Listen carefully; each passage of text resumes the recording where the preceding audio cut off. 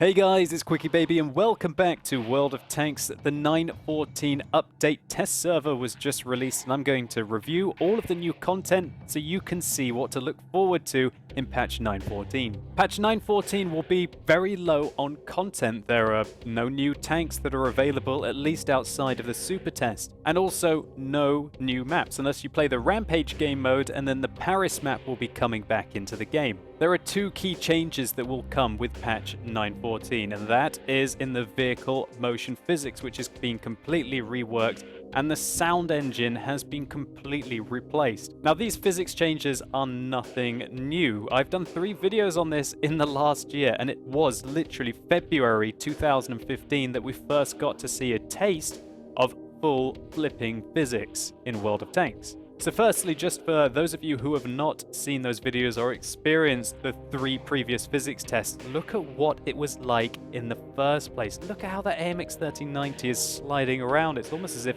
there is practically no ground resistance. It felt like you were skating around on an ice rink and it just didn't quite feel right. Take a look at how this IS-3 slips and slides with the handbrake on these cobblestones.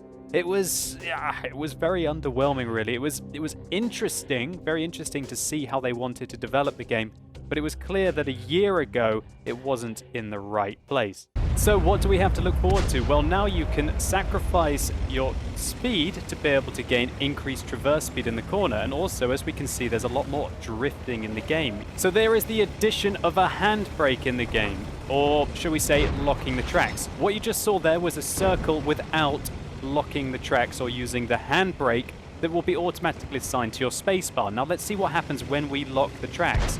The tank turns so much faster, but you have to sacrifice speed to be able to gain that increased traverse speed. That can be very useful if there's a tank that's behind you, or if you need to have an emergency stop. Maybe you see a Jagdtiger pop up in front of you and you need to make a quick evasive maneuver to be able to get out of his way. Now, it should be noted that this mechanic is not available for tank destroyers and self-propelled guns for balancing reasons. The last thing that you want to see is a Foch 155 be able to do a 180-degree turn very quickly to be able to put his full magazine into you. As we can also see, you can go up the slopes far more easily now. Previously, there were almost hidden invisible walls that prevented you from mounting up some of the terrain. So this should be interesting for light tanks, especially medium tanks as well, that do have that engine power and the ground resistances to be able to get into positions. Just be careful though, because as you can see, you can take your tracks off very quickly, and the added speed that you thought that you might gain by not having to traverse around the mound, well, that's gonna certainly be made up for if you take your tracks off and rendered immobile. So this is a complete rewrite of the motion engine. I watched a wargaming video on this to be able to explain some of the things that they apparently have done. So there's going to be the option, as we've talked about, to lose speed to be able to gain increased traverse speed. There is now a momentum calibration in the game. For light vehicles, it makes them more responsive. And one of the main things that I found is that it's very important to release the accelerator, or your W key, when you're turning if you want to make sharp turns. And one thing that I should also mention is, as it has been for the last year on the physics test servers, you are going to be able to flip your tank completely over. Here I am with a selection of players and tanks from my Twitch TV community. A big thank you to all of you guys for helping out with this. How about we flip 30 tanks all at the same time on El Haluf?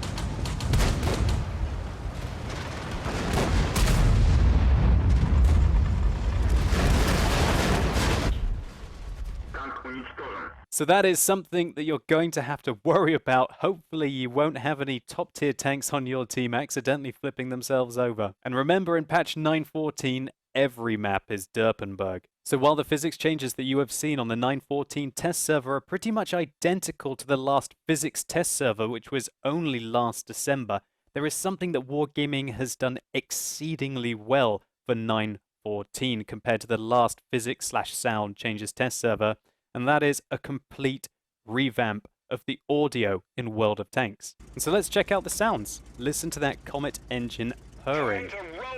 Tell me what you guys think in the comments down below. When I first heard it, I thought, oh, this is a bit different.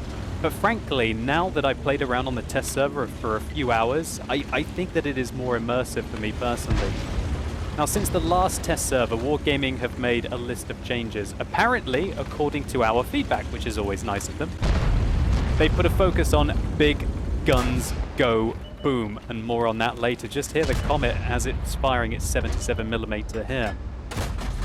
Annoying sounds, in the distant especially, have been reduced. Also, there is now a notification when you get spotted. Did you hear that? That is the Sixth Sense spotting indication. It sounds as if someone's taking a picture with a camera, or I guess if you're turning on some night vision goggles. That is the new Sixth Sense sound that everyone will be hearing when they get spotted. One thing that is returning in patch 9.14 is the critical hit bell. If you've been playing World of Tanks for a few years, you will have heard it before. It tells you when you have critically hit your opponents, pretty straightforward. They've also apparently reduced the impact of long-range sound that was distracting. New for the 9.14 test server, Wargaming has also returned the different sounds that the different shell types make. That means that heat is still going to sizzle. Engine sounds have also been made more meaty and more powerful compared to the old sound test server. And this is completely possible because they have changed to a new audio system called Audio Kinetic Wise, which enables Wargaming to have a greater separation of artistic and informative sounds. This also allows World of Tanks to run the sound calculations on a separate CPU core on your computer, so if you're using a multi-core processor or even a quad-core, then you should get quite a nice performance boost in 9.14. But I know that you guys really just want to hear big guns going boom in World of Tanks, right?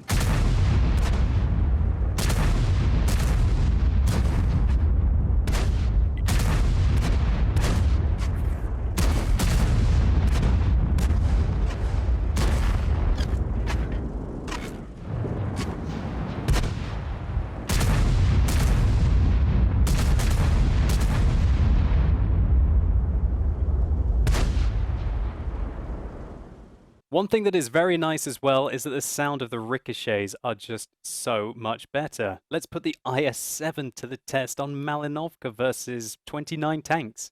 So without further ado, this is what an IS-7 sounds like when it is blocking 30,000 damage.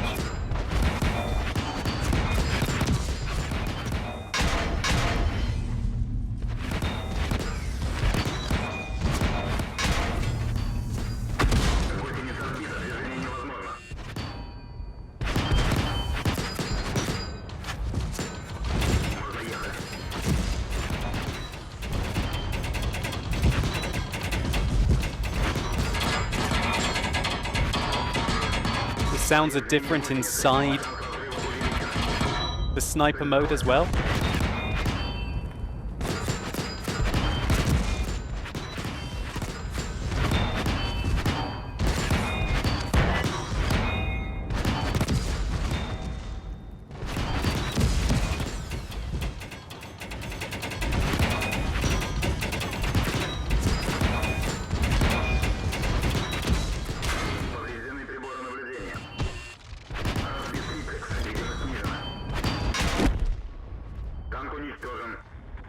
Oh god, there's always one, right?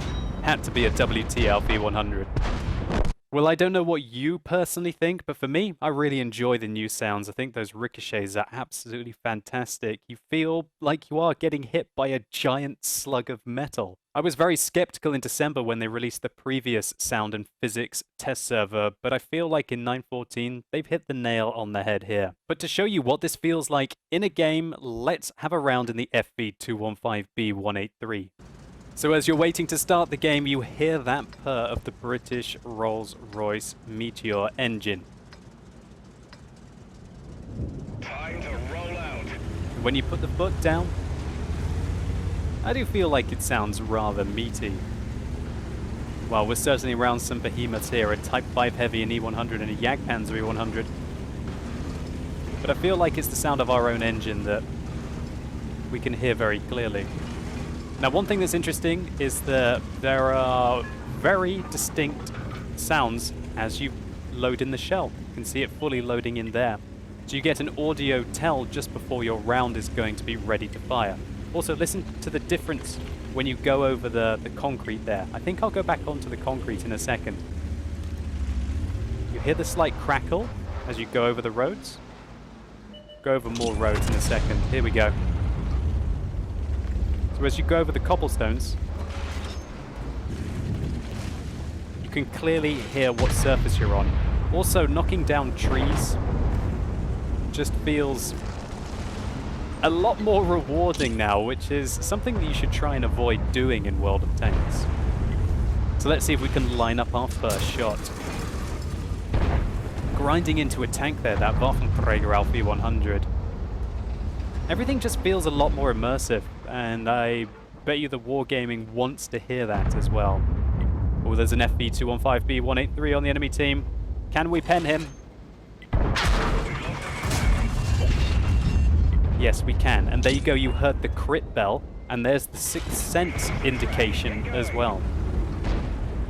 So as I mentioned earlier, Sixth Sense going off sounds like you're activating your night vision goggles. Not that I have any, or have ever used them. I guess that just comes from television, right? But it works quite well, and it's nice to have that audio tell when you do get spotted. Let's see if we can hear that crit bell again as we fire at this FV215B183. So you hear the ding, that means that you have critically damaged your opponents.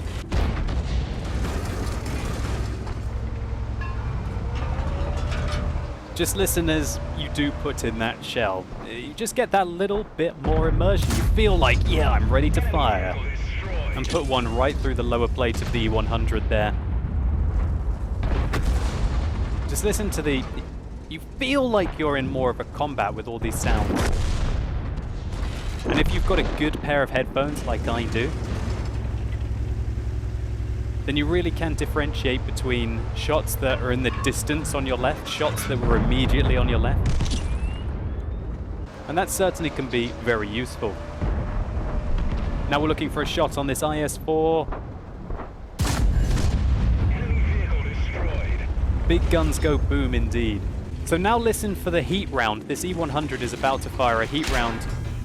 There's the Batchat firing a heat round into us. We can hear a sizzle, and listen to the sizzle from the E100. So you can tell if somebody is firing premium ammunition at you. Next, I want you guys to hear a very meaty ricochet from a Jagdpanzer E100. Let's see what happens when a 170mm shell hits your tank.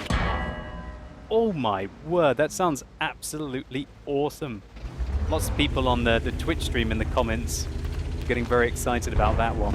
Obviously, that is a rather large shell ricocheting off your tank. Hopefully, you're not going to expose yourself to Jagdpanzer E100s too much to try and recreate that. Just listen to the sound when we grind into this Object 140.